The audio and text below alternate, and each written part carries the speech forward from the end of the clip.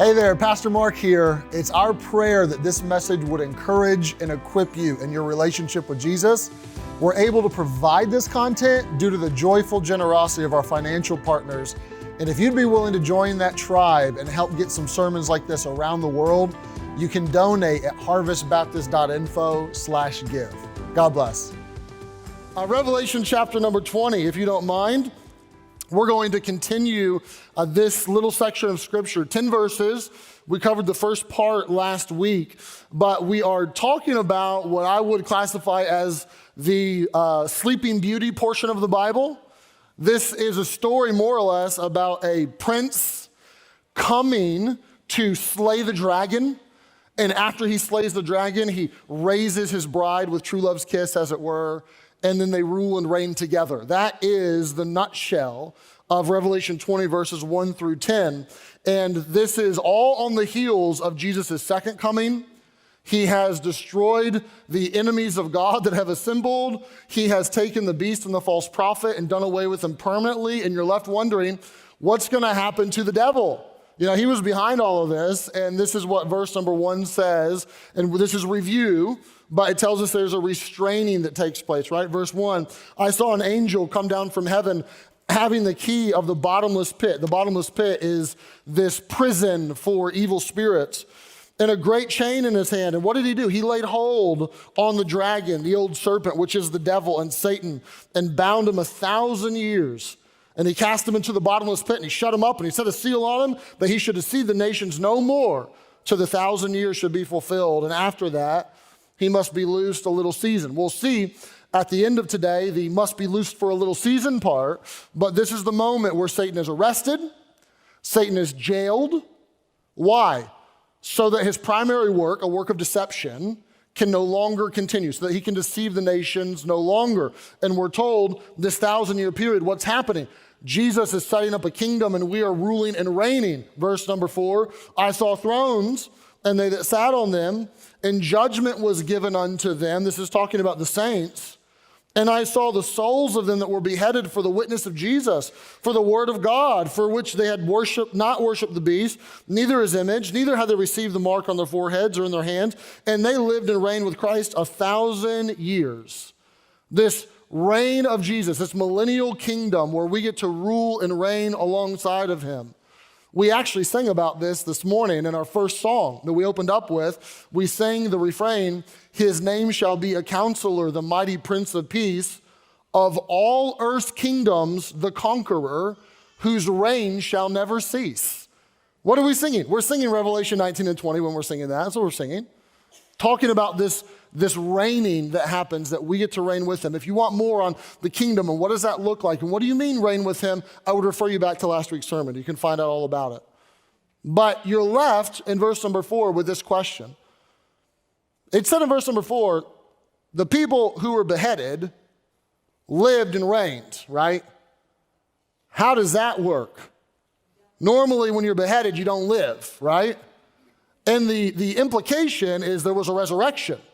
Now, verse number 5 will not imply, but it will explicitly state this was a resurrection. So we get to resurrecting. Verse number 5. But the rest of the dead lived not again until the 1,000 years were finished. This is the first resurrection. Blessed and holy is he that hath part in the first resurrection. On such the second death has no power. You say, what's the second death? Well, Revelation will tell you. Death and hell are cast into the lake of fire. This is the second death. In eternity, in hell and the lake of fire is the second death. Those that have part in the resurrection, this has no power. But they shall be priests of God and of Christ. They shall reign with him 1,000 years. Now let's just hit the pause button for a moment. What is this talking about? It's talking about resurrecting.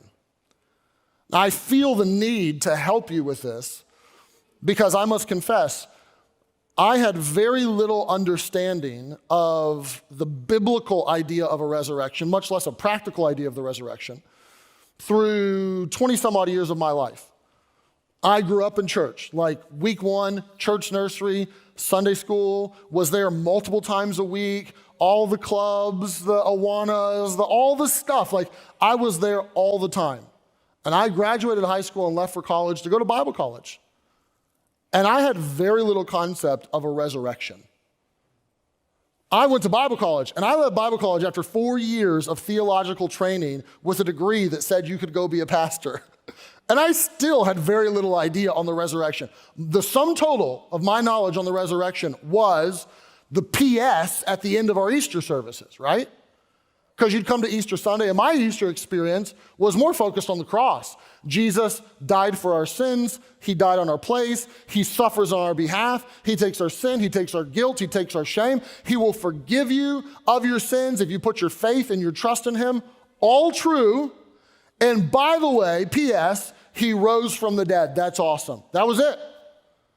I had no concept of what the Old Testament taught on the resurrection. I had no concept of Jesus' own words on the resurrection, or especially what the epistles began to write, or even the idea that there would be a quote-unquote first resurrection awaiting the people of God, that my future as a believer would be a resurrected body, a resurrection experience for me. I legitimately thought of my future as like on the cloud, cousin of Casper the Friendly Ghost, right? Like kind of a spirit floating around singing to Jesus or something, very Netherland, very ethereal. And I began to realize probably over the last, I would say 6 to 7 years, what the Bible teaches on the resurrection. And then the most profound thing has happened. When I understood it biblically, I started to understand it practically and what it meant for my life. And I certainly haven't worked it all out or understand all of it, but there is so much goodness. There's so much truth. There's so much beauty in the idea that we too will raise and what that means for our life. And this is an idea that I would argue the early church understood. The early church had this knack where they were just remarkable. Like they would go to their deaths, not just willingly, but they would like be singing as they're going to be burned to death. They would move into situations that were wrought with fear and strife and danger. Like a plague would hit a community and everybody would run, but the Christians would move in to be able to minister, and they were remarkable. And I look at the church today, and oftentimes I don't know that I would use the adjective remarkable to describe the church. And it's like, what's the disconnect? And I think maybe the disconnect is they understood deeply the resurrection and what it meant for their life. And my goal today, we're going to talk about the whole passage, but simply my goal is to give you a biblical understanding of the resurrection and in turn a practical understanding of the resurrection. And if we can just get that little piece, then I will have done my job today. So here's the resurrection biblically. And you're going to have to hang with me. I'm going to just pour out a bunch of Bible on you, but it'll help you. The resurrection is really introduced in an explicit way for the first time in Daniel and the prophets, where Daniel has this vision and he begins to understand that Jesus will come and he will be a king that rules and reigns over everything. But he looks beyond that and he looks forward and he sees a resurrection. To quote Daniel, many of them that sleep in the dust of the earth shall awake, some to everlasting life and some to shame and everlasting contempt. Jesus takes these words and he echoes them almost exactly when he says in John chapter number 5, marvel not at this, when Jesus said that all power was given unto him, even the power to raise the dead. For the hour is coming in which all that are in the grave shall hear his voice. Every grave, somebody's going to hear his voice, and what will happen? They will come forth. They will respond to his voice. When he says arise, they will arise, just like Lazarus came out of the tomb. They that have done good unto the resurrection of life, they that have done evil unto the resurrection of damnation. Now, what's this talking about? It's not talking about Jesus' resurrection. The Jewish people understood that there was a resurrection one day awaiting all of humanity in which we would stand before God and be judged. Some would be his children and would be a resurrection of life. Some would not be his children and be a resurrection of damnation. And they knew this and understood this. And then Jesus raises from the dead, and all of a sudden, all this resurrection stuff becomes so much clearer. Because you're like, okay, a resurrection, a resurrected body. What would that look like? Like you're left with questions, right? Is my resurrected body, am I going to look like me? Or am I going to look different? Are we all going to look uniform, like we're stormtroopers or something, like all in a row? Like, do we look the same? Am I going to be big? Am I going to be 10 foot tall? Am I going to be shorter? You're left with all these questions, right? Until Jesus raises. And all of a sudden, you see a resurrected body. And the apostles would write things like this. Paul would say, Christ is risen from the dead, and he's become the first fruits of them that slept. Jesus rose, and he is the first part of the harvest that is being gleaned, and we will follow, right? I'll put it this way, Jesus rose from the dead, and we're gonna raise like him. What he did, we're gonna do. What he has, we're gonna have. Not deity, not his Godhead, but the resurrected body that he currently possesses still, we will possess as well. And you might say, well, okay, what would that look like? I don't know that I can give you all of the answers to what that looks like, but I can give you enough to get you real excited. Go, if you would, to Luke chapter number 24. I almost never make you turn to two passages, but today you get a bonus passage. Luke chapter number 24. The very, very end of Luke's gospel, you find a Jesus in a resurrected body showing up to hang with some people. And you start to see a little bit of what this body would be or would not be. So Luke 24, look in verse number 36. The disciples are in a room. Their doors are locked. John tells us that. They are scared. And as they thus spake in verse 36, Jesus himself stood in the midst of them. The idea is that he just popped up. Like poof, there he was. And he said unto them, peace be unto you. I would have found it hilarious if he just said boo. Like that would have been, I don't know why my mind works that way, but he didn't say that. He said, peace be unto you. But even though he didn't say boo, he may as well have, they were terrified and affrighted and supposed they had seen a spirit. They're like, we just saw the Jesus ghost. And he said unto them, why are you troubled? Why do thoughts arise in your hearts? Behold, my hands and my feet. It is I, myself. Handle me. See. For a spirit has not flesh and bones as you've seen me. And as he had thus spoken, he showed to them his hands and his feet. And while they yet believed not for joy, like they're so happy, they're not even putting their faith yet. They're just excited. And they wondered. And he said unto them, and I don't know what you expect him to say, but he says unto them, you got a snack?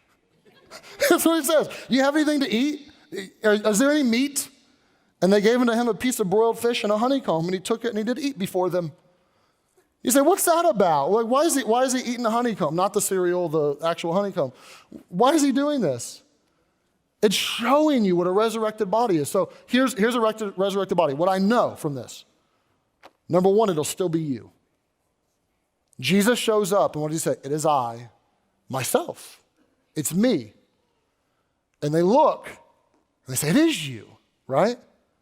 There's a more profound moment like this where Jesus shows up in his resurrected body to some people on the road to Emmaus. And at first, they don't recognize him.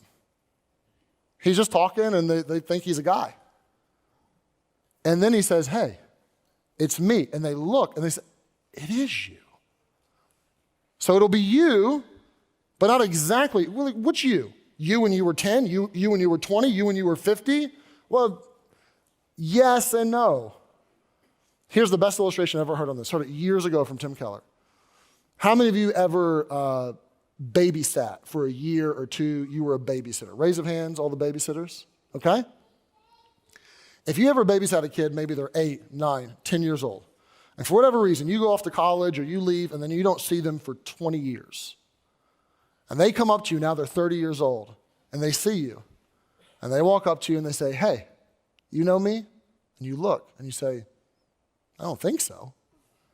And they say, it's me. You used to babysit me when I was 8. And then you look and you say, it is you, right? I didn't recognize you at first, but I can see it now.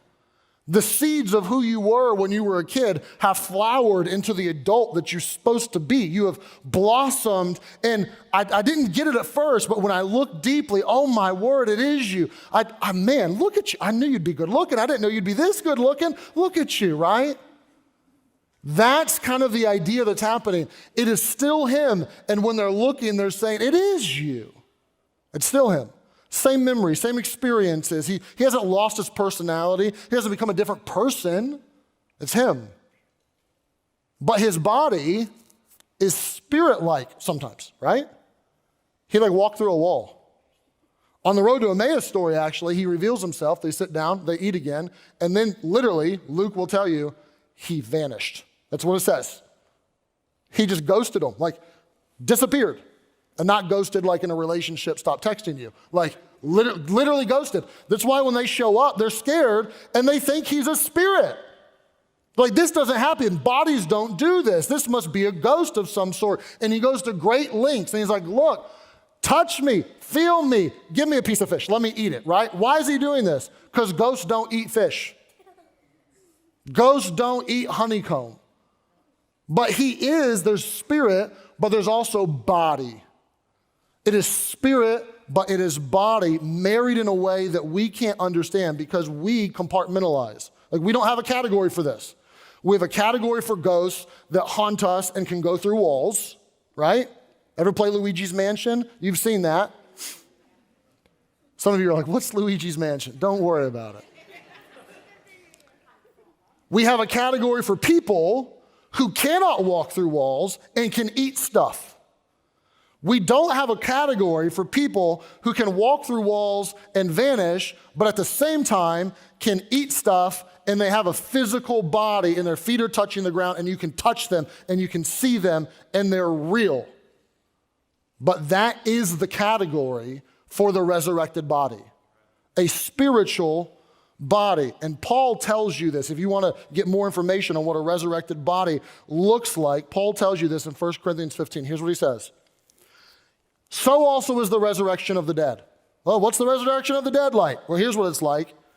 The body is sown in corruption. It's raised in incorruption. Now just let that sink in for a minute. Incorruptible, right? You put a Thanksgiving turkey on your table and it is out of the oven and it is good and the juices and it smells delicious, but you don't let that turkey sit on your table for 24 hours. You pack it up and put it in Tupperware and put it in the fridge. Why? Because within 24 hours, you will realize very quickly it is corruptible. You let it sit there, it'll stink, it'll rot, it will corrupt. Some of you are experiencing right now the corruptible nature of your body where wherever your peak was, you've peaked and you're coming down. And the hearing is going, and the eyes are going, and the teeth are going, and the knees are going, and the hips are going, we experience the corruptible nature of the body, right? No, not this body. This body will be raised incorruptible, it says. It says it will be sown in dishonor. And don't we do dishonorable things with our body often? And we should not, but we do. It will be raised in glory. It will be sown in weakness. It will be raised in power. This will be a body that is incorruptible, glorious, powerful. But here it is, verse number 44. It's sown a natural body and raised a spiritual body. There is a natural body and there is a spiritual body. You say spirit or body? Yes. Spiritual body. You say, I've never seen something like that. I know. But it'll be cool to have one, won't it?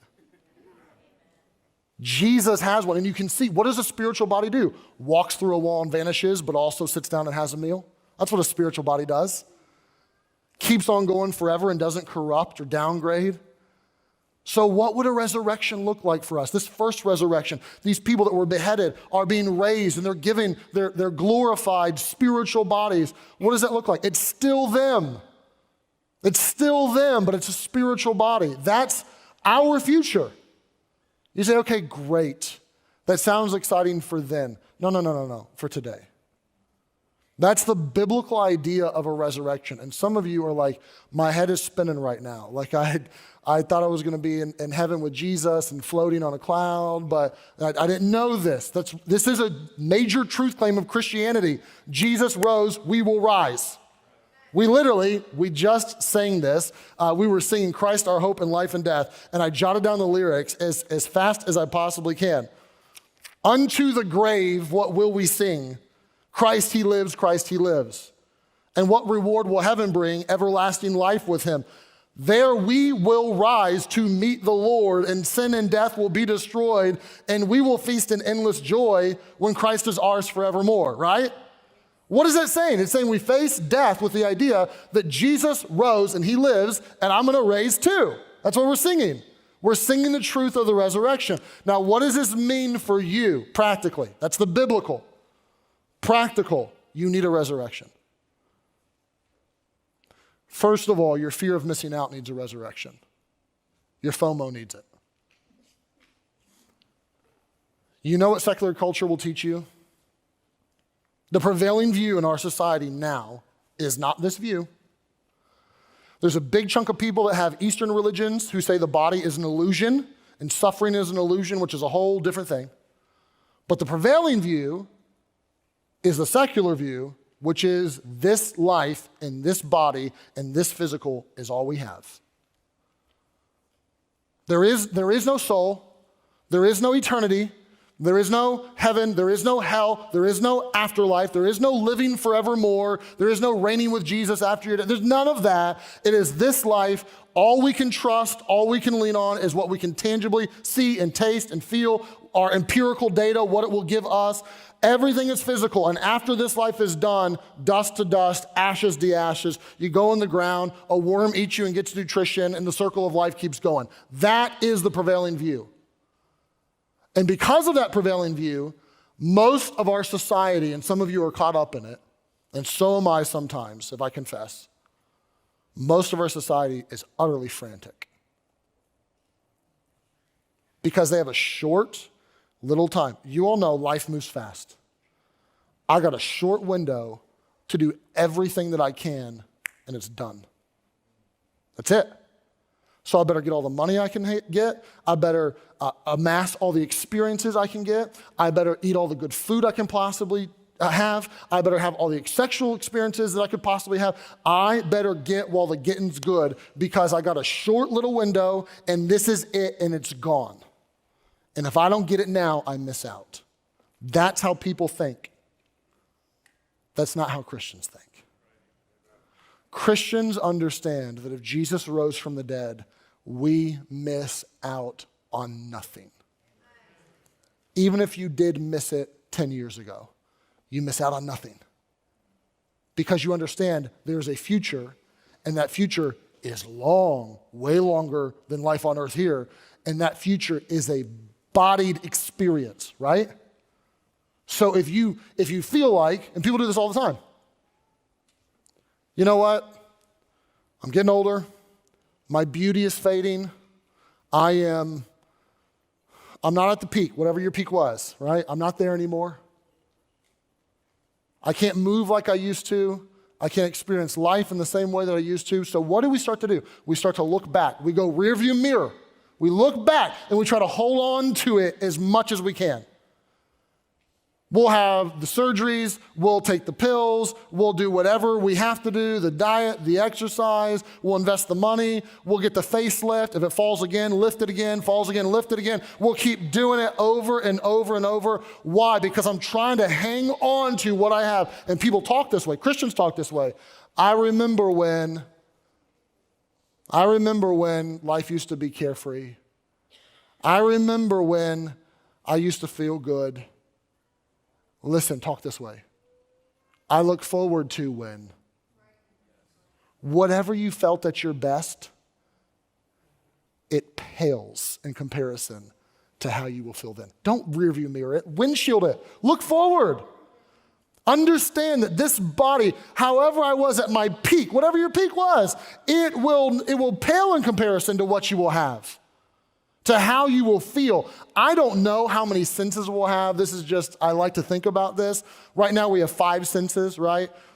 Different kingdoms have different things. Like a plant kingdom has some senses. Like plants can respond to touch or light, or they can feel, but plants don't see really. Plants don't hear. They don't have our senses. We have 5. I don't know if a resurrected body will have 10 senses.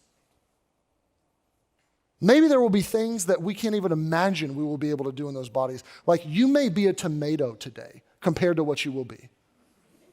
Think about that. What that would be like to have that body, that resurrection. And if you believe that at your core, then you know I'm not missing out on anything. Even the immaterial things like love. Some of you, I feel for you, my heart aches for you because you more than anything want to have love or a marriage that is beautiful. And for one reason or another, it has eluded you. Either you've never really had the prospect of marriage and it's never come, or maybe better yet, you've had a marriage and what you thought would happen at the wedding altar on that day, it crumbled, and you realize that people were far more fickle and sinful than you had ever anticipated, both yourself and them, and your marriage is less than enviable. And some of you, it grinds your gears. And that's all you want and all you crave. Do you understand when you read Revelation 19 and Revelation 20? Where there is the marriage supper of the Lamb and there is a feast, that even the best of marriages are a shadow of what you're going to experience in the love of Christ eventually. Like there will be a meal and arms around you and love like you've never known before. And this gives you the ability, the resurrection gives you the gumption to be able to sacrifice, to suffer, to give generously, to miss out on the opportunity, to not have to get everything you can for yourself because you understand I'm not gonna miss out on anything. There's something coming one day, right? Your fear of missing out needs a resurrection, but also your fear, period, needs a resurrection. Because we fear stuff. The polls tell us the top fears are public speaking, snakes, and spiders. How many of you have a fear of one of these 3? Let's raise of hands. That's like all of you, okay? Most of the things we fear somehow, some way affix themselves back to death because we ultimately really fear death the most. Many people are terrified at the prospect of one day standing before God, having to give an account of their life, and God potentially saying to them, "Depart from me." There are many people that keeps them up at night, and they are terrified of that. And did you read what I read in Revelation 20? Let me quote it to you. Verse 5, "This is the first resurrection. Blessed and holy is he that has part in the first resurrection. Happy and holy." Why am I happy? Because on such, the second death has no power. You get what that's saying? That is saying that if you belong to Jesus, you have put your faith and trust in Jesus, you are his, you are in his family, you are on his team, and if he rose from the dead victoriously, gloriously, powerfully, you will rise victoriously, gloriously, powerfully, and that resurrection is yours, and you do not have to fear the second death, which is death and hell, which is the lake of fire. You do not have to fear that because that has no power on you.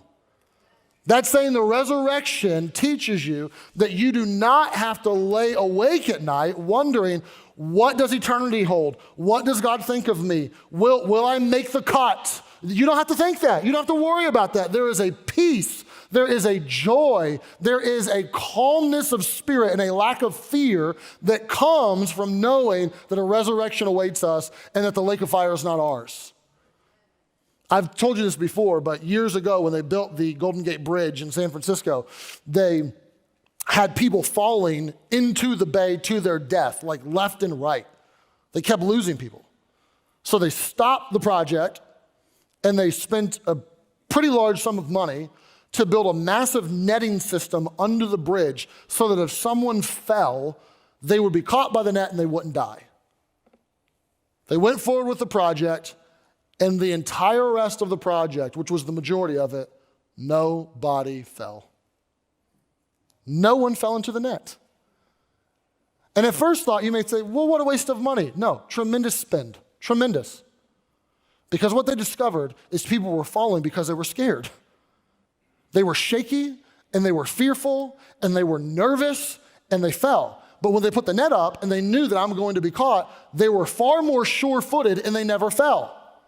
The idea of a resurrection awaiting you and the second death having no power on you is the idea that God wants to put a security net under you and let you know you're not falling. There is no damnation. There is no you going to your doom. This isn't happening so that it will produce in you a sure-footedness in your spiritual life. Some of you are constantly slipping and backsliding, and you just can't seem to get a grasp on it. And it may be that you haven't grasped the idea of a resurrection and that you are so unsure and so unconfident and so unstable in your relationship with Jesus and the security that he wants to bring to you that it causes you to slip over and over and over again. And he doesn't want that for you. God has not given us the spirit of fear. He doesn't want you to fear hell. It's not like, hey, come into my family, but I may kick you out of my family eventually. Like, that's not what he does. He wants you to know that you cannot be fearful, especially when it comes to eternity. Why? Because of a resurrection. Your fear of missing out needs it. Your fear needs it. But lastly, I would say your family needs it.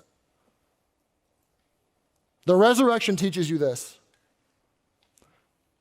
People last forever. Jesus and Daniel both said it. There's a resurrection unto life. This is what we're celebrating right now. But they also said there's a resurrection unto damnation, what they call the resurrection of the unjust. We will study that next week. It's at the end of Revelation 20. There is for all of humanity a resurrection and an eternity. People last forever. There's not many things you can say that about. Your house, as nice as it may be, will not last forever. Your car, ask Brian Shannon, we just replaced his van with 400,000 miles. It will not last forever. Your clothes will not last forever. But you know it will last forever? The person on your right, and the person on your left, and your mom, and your kids. People spend an eternity somewhere. So first and foremost, you invest in evangelism and you want to share the good news of Jesus with them because you want them to have the first resurrection so that they can be happy and holy, so they can be blessed. But you also understand just relationally, you are not wasting time when you invest in people. I'm all for your house project and your honey-do list and you making the bookshelves or putting new flooring down, but guess what? That's not going to last forever. People will. It's not a waste of time to go to Erie and spend a day at the beach at Lake Erie with your family. It's one of the best investments you can make. It's not a waste of time for us to say, let's have in-home fellowships in 2 weeks, and let's get some Christians together in a house. Let's sit around a table. Let's break some bread. Let's get to know each other a little bit. Let's talk about our life and our experiences, and let's develop these relationships. Why do that? We should come to church. We should serve the poor. We should do something else. Yes, let's serve the poor, and yes, let's sing, and let's have church, but let's invest in each other too. That's not a waste of time. Relationships will last. People will last, so invest in them. This teaches you, when you look at the resurrection, it teaches you that you do not have to be so grabby. You do not have to be so frantic. You don't have to get all you can get right now. It teaches you that you don't have to be fearful. It teaches you that you don't have to be selfish. You can invest in them and prioritize them and put the relationships first because they will last. The resurrection, the first resurrection. These are those that are blessed and happy. But the text continues, and I'm almost done. It says in verse number 7, there's this rebelling that happens. Remember that whole Satan must be bound for a season part, but he's going to be loosed? Well, here it is. When the 1,000 years were expired, Satan shall be loosed out of his prison, and he shall go out to deceive the nations which are in the four corners of the earth, Gog and Magog. A lot I could say there. Gog and Magog is the biblical language for the enemies of God. That's the simple version. To gather them together to battle, and the number of whom is the sand of the sea. Now, this may scratch your head, but let me help you. Jesus has come back physically to earth. He has set up a kingdom. Our bodies are raised. We live and reign with him. But there are people that were still living on earth. It's not like Earth's population was completely wiped out. And there are humans without glorified bodies that enter into this millennial kingdom. And those people have children. Some of them die, some of them live, but they're regular, so to speak. And at the end of the 1,000 years, there's many of them. And what does it say? It says that now they are led astray and they begin to revolt and to rebel, which teaches you something incredibly massive about your heart. Because what you have in the millennial period is the devil is bound, right? What are our enemies? The world, the flesh, the devil. Devil's bound. World is more or less renewed. The Garden of Eden has come back in the millennial kingdom. So the world and the devil are not big enemies anymore. But people still rebel. Why? Because there's sin in our heart, right? It's not, well, the devil made me do it, or, I just couldn't help myself, or it was them, or pointing external. It's all internal. There's sin in there. And they rebel. Satan leads them. Here's what happens. Verse number 9. They went up on the breast of the earth. They compassed the camp of the saints about, the beloved city, which some believe, and I do as well, that's Jerusalem. And fire came down from God out of heaven and devoured them. And listen to this.